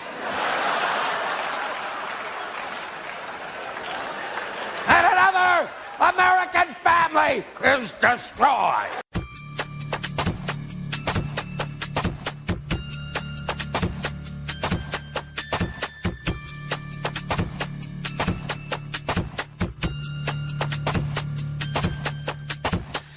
Lift me up, let me go, silvery.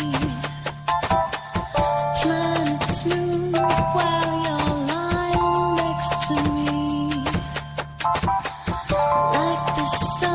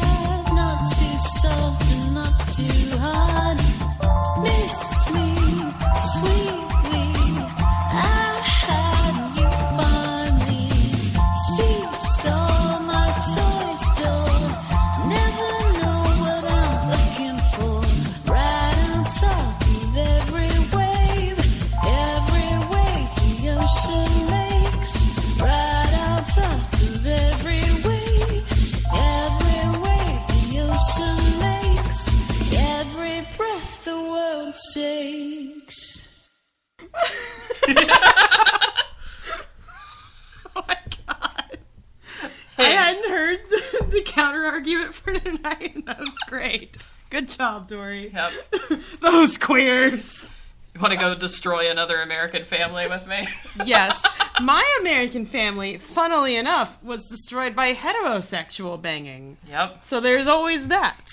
It's a tragedy. It's not always sodomy, guys. Remember that.